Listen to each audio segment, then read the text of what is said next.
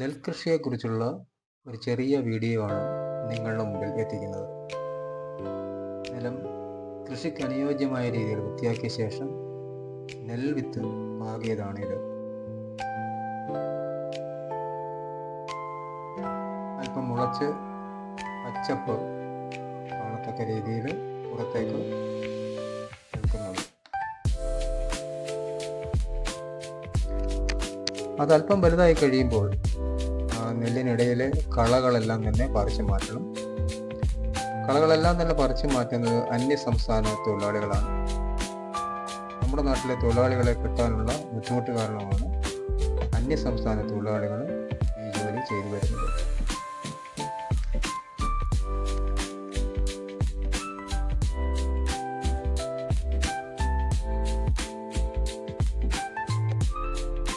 നെല്ല് കുറെ കൂടി വളർന്ന് കുടം വന്നിരിക്കുന്നതാണ്.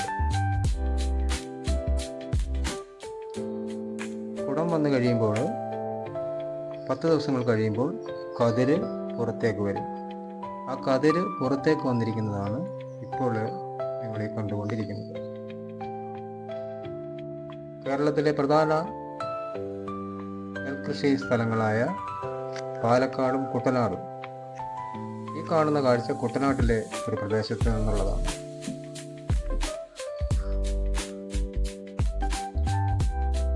$130 ദിവസം കൊണ്ടാണ് ഈ വീഡിയോ ചിത്രീകരിച്ച് നിങ്ങളുടെ മുമ്പിൽ എത്തിച്ചിരിക്കുന്നത്. കൃഷി ഇറക്കുന്നത് മുതൽ നെല്ല് കൊയ്ത്, അത് മിഷൻ വഴിയാണ് കൊയ്യുന്നത്. മിഷൻ വഴി കൊയ്ത് വൃത്തിയാക്കി ചാക്കിലാക്കി അത് മില്ലുടമകൾ ലോറിയിൽ കയറ്റിക്കൊണ്ട് പോകുന്ന ഭാഗം വരെ ചിത്രീകരിക്കാൻ 130 ദിവസങ്ങളാണ് എടുത്തിരിക്കുന്നത്. നെല്ല് ഏകദേശം പകുതി വിളവ് കഴിഞ്ഞിരിക്കുന്നതാണ് ഈ കാണുന്നത്.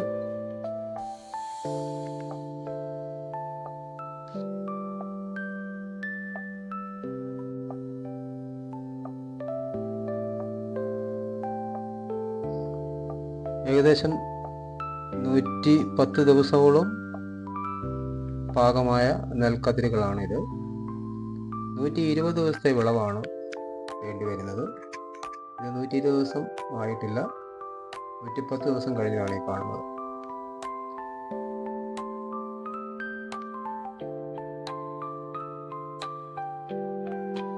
ഏതാണ്ട് 120 ദിവസത്തിനോട് അടുത്ത് പാകമായ നെൽക്കതിരുകളാണിത്. സ്വർണം വിളഞ്ഞു നിൽക്കുന്ന ആ ഒരു കാഴ്ച, പാടത്ത് സ്വർണം വിളഞ്ഞു നിൽക്കുന്ന പോലെയുള്ള സുന്ദരമായ ഒരു കാഴ്ച. നെല്ല് പാകമായി. ഇനി കൊയ്ത്തിന് മിഷൻ വന്നാൽ മാത്രം മതി കൊയ്ത് എടുക്കാൻ പരുവം പാകമായത്.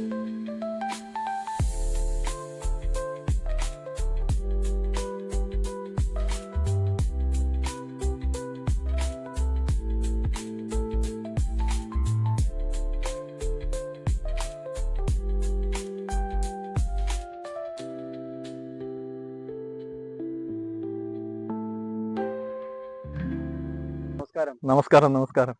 സാറേ, സർക്കാർ സർവീസിൽ നിന്ന് വിരമിച്ചതിന് ശേഷം കൃഷി രംഗത്തേക്ക് വന്നിരിക്കുകയാണല്ലേ? അതെ.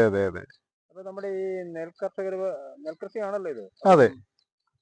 ഇപ്പോഴത്തെ തലമുറയ്ക്ക് ഈ നെൽകൃഷിയെ കുറിച്ച് ഒന്ന് പറഞ്ഞു കൊടുക്കാവോ? അല്ല, ഇപ്പോഴത്തെ തലമുറയ്ക്ക് പറഞ്ഞു കൊടുക്കാന്ന് പറയുമ്പോൾ ഇപ്പോഴുള്ള കുഞ്ഞുങ്ങൾ, എൻ്റെ മകൻ ഉൾപ്പെടെ, അവനും സർക്കാർ സർവീസിലാണ്. അവൻ ഉൾപ്പെടെയുള്ളവർ കണ്ടത്തിൽ പോകാനോ കണ്ടത്തിന്റെ വരമ്പേ വരാനോ ഇഷ്ടപ്പെടുന്നില്ല. കാരണം അവരുടെ കാലയിലൊക്കെ ചെളിയും വെള്ളമൊക്കെ പറ്റി. ഇന്നത്തെ യുവതലമുറ കൂടുതലും ഇഷ്ടപ്പെടുന്നത് വൈറ്റ് കോളർ ജോബാണ്. കാർഷിക മേഖല എന്ന് പറയുമ്പം വിയർപ്പും ചെളിയും മറ്റു കാര്യങ്ങളും വെയിലും കാറ്റും മഴയും ഒക്കെ കൊണ്ട് പണിയെടുക്കേണ്ട ഒരു മേഖലയാണ് കാർഷിക മേഖല. അപ്പോൾ അതുകൊണ്ട് പലപ്പോഴും ഇന്നത്തെ യുവതലമുറ ഇതുമായിട്ട് ബന്ധപ്പെട്ട് മുമ്പോട്ട് പോകാൻ താല്പര്യപ്പെടുന്നില്ല. അതാണ് അതിൻ്റെ ഒരു വസ്തുത എന്ന് പറയുന്നത്. പിന്നെ ഞാൻ ജയിൽ ഡിപ്പാർട്ട്മെന്റിൽ കണ്ണൂർ സെൻട്രൽ ജയിലറായിട്ട് വിരമിച്ച ഒരാളാണ്. വിരമിച്ചതിന് ശേഷം ഞാനൊരു 3 ഏക്കർ നിലം മടയനാരി എന്ന് പറയുന്ന പാടശേഖരത്തിൽ വാങ്ങിക്കുകയും ഇപ്പോൾ ഏതാണ്ട് ഒരു 6-7 കൊല്ലമായിട്ട് ഇപ്പോൾ ആ മേഖലയുമായി ബന്ധപ്പെട്ട് കൃഷി ചെയ്തു പോരുന്നു. പക്ഷേ കൃഷി ഇന്നിപ്പോൾ പഴയതിനെ അപേക്ഷിച്ച് വളരെയധികം ചെലവ് വർദ്ധിച്ചിട്ടുണ്ട്. കാരണം തൊഴിലാളികളുടെ വേതനമായാലും കൊയ്ത്ത് മെഷീന്റെ ഒരു മണിക്കൂറിന് ഏതാണ്ട് 2200 2200 റേഞ്ചിലുള്ള കൂലി, അത് പിന്നെ വാരുകൂലി, വണ്ടിക്കൂലി, മറ്റു കൂലിച്ചെലവ്, ചുമട്ടുകൂലി, ഇതെല്ലാം കൂടെ വെച്ച് നോക്കുമ്പോൾ കൃഷി എന്ന് പറയുന്നത് അതുമായിട്ട് അറ്റാച്ച്മെന്റ് ഉണ്ടെങ്കിൽ മാത്രമേ മുമ്പോട്ട് കൊണ്ടുപോകാൻ പറ്റുള്ളൂ. കാര്യം അമിതമായ ഒരു പ്രോഫിറ്റ് ഇതിനകത്ത് ഇല്ല. എങ്കിൽ കാര്യമായി നോക്കിക്കണ്ടെടുത്താൽ നമുക്ക് കുറച്ചൊക്കെ ലാഭങ്ങൾ ഉണ്ടാകും. പക്ഷേ ഇതൊരു വ്യവസായം പോലോ മറ്റൊരു മേഖല പോലോ അല്ല കാർഷിക മേഖല. അത് നമ്മൾ വെയിൽ കൊള്ളണം. കൊയ്ത്തൊക്കെ ആയിക്കഴിഞ്ഞാൽ ഏതാണ്ട് 2-3 ദിവസങ്ങളിൽ നമ്മൾ പാടത്ത് തന്നെ തങ്ങേണ്ടി വരും. രാവിലെ പോകണം, മൂട പൊക്കണം, വെയിൽ കൊള്ളിക്കണം. പിന്നെ ഈ നെല്ല് ഏറ്റെടുക്കാൻ വരുന്നവർ ഈ നെല്ല് പരിശോധിച്ച് അതിൻ്റെ ഈർപ്പവും മറ്റു കാര്യങ്ങളും നോക്കിയിട്ടാണ് കിഴു നിശ്ചയിക്കുന്നത്. അപ്പൊ ഈ കിഴു എന്നൊക്കെ പറയുന്നത് ചിലപ്പോൾ അവിചാരമായി കൊയ്ത്തിന് 2 ദിവസം മുമ്പായിരിക്കും ശക്തമായ ഒരു മഴയും കാറ്റും വന്നാൽ ഞങ്ങളുടെ കാര്യം, കർഷകരുടെ കാര്യം കട്ടപ്പുകയാണ്. അപ്പൊ അങ്ങനെയൊക്കെയാണ് കാര്യങ്ങൾ. പ്രകൃതി അനുകൂലമല്ലെങ്കിൽ എല്ലാം അവതാളത്തിലാകും. ഇതിപ്പോ ഉമ എന്ന് പറയും. ഉമയാണ് ഇപ്പൊ സർവ്വസാധാരണമായി നമ്മുടെ ഈ പ്രദേശങ്ങളിൽ ചെയ്തുകൊണ്ടിരുന്നത്. പണ്ട് ജ്യോതി 12-85 എന്ന് പറയുന്നതാണ് ജ്യോതി. ഇത് 120, ഉമ എന്ന് പറയുന്നത് 120 ദിവസം കൊണ്ട് പാകമാകും, വിളവെടുക്കാൻ പാകമാകും. അതേസമയം ജ്യോതി എന്നൊക്കെ പറയുന്നത് ഇത്രയും വരില്ല. അത് കുറച്ചുകൂടെ കാലം കുറവ് മതി.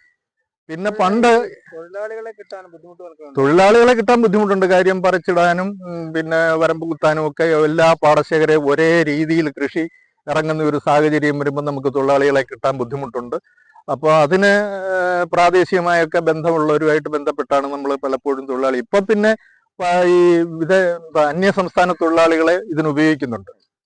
അതായത് പണ്ട് കാലത്തെ പോലല്ല ഇപ്പം നമ്മൾ ഏതാണ്ട് നെല്ല് ഒരു 10-30 ദിവസമൊക്കെ ആകുമ്പോഴത്തേക്ക് കൃഷി ഇറക്കി 10-30 ദിവസം ആകുമ്പോൾ സപ്ലൈകോയ്ക്ക് നമ്മൾ ഈ നെല്ല് എത്ര ഏക്കർ ഉണ്ടോ അത് രജിസ്റ്റർ ചെയ്യണം. രജിസ്റ്റർ ചെയ്ത് കഴിഞ്ഞാൽ മാത്രമേ സപ്ലൈകോ ഈ നെല്ല് ഏറ്റെടുക്കുകയുള്ളൂ. സപ്ലൈകോ ഏറ്റെടുക്കുക എന്ന് പറയുന്നത് കഴിഞ്ഞ വർഷം വരെ കിൻഡലിന് ഏതാണ്ട് 2228 രൂപ 20 പൈസ. അപ്പൊ 2800 രൂപ ചില്ലറയായിരുന്നു അതിന്റെ വില. ഇപ്പൊ അത് ഈ സർക്കാർ ഒരു 3000 രൂപയ്ക്കായി വർദ്ധിപ്പിച്ചിട്ടുണ്ട്.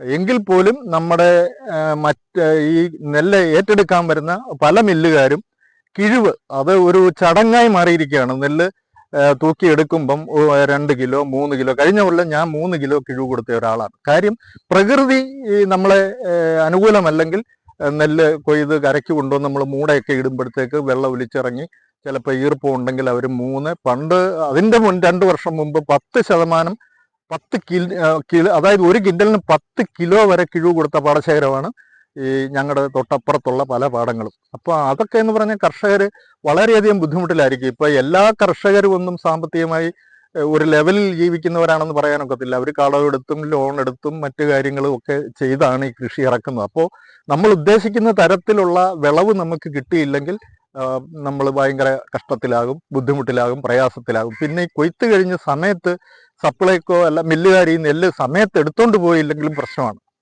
അതും കർഷകരെ ബുദ്ധിമുട്ടിക്കുന്നു. മില്ലുകാർ നെല്ല് കയറ്റിക്കൊണ്ട് പോയി കഴിഞ്ഞു കഴിഞ്ഞാൽ ആ തുക കൃത്യമായി നമ്മുടെ അക്കൗണ്ടിലേക്ക് എത്താറുണ്ടോ? കാലതാമസം വരും, തുക വരും. പക്ഷെ ചിലപ്പോഴൊക്കെ കഴിഞ്ഞ കാലങ്ങളിലൊക്കെ ചിലപ്പം 1 മാസം 2 മാസം 3 മാസം വരെ വൈകിയ സമയങ്ങളും നമുക്കുണ്ട്. ഇനിയിപ്പോ ഇപ്രാവശ്യത്തേത് എങ്ങനെയാണെന്ന് നമുക്ക് അറിയാൻ വയ്യാത്ത ഒരു സാഹചര്യമാണ് നിലവിലുള്ളത്.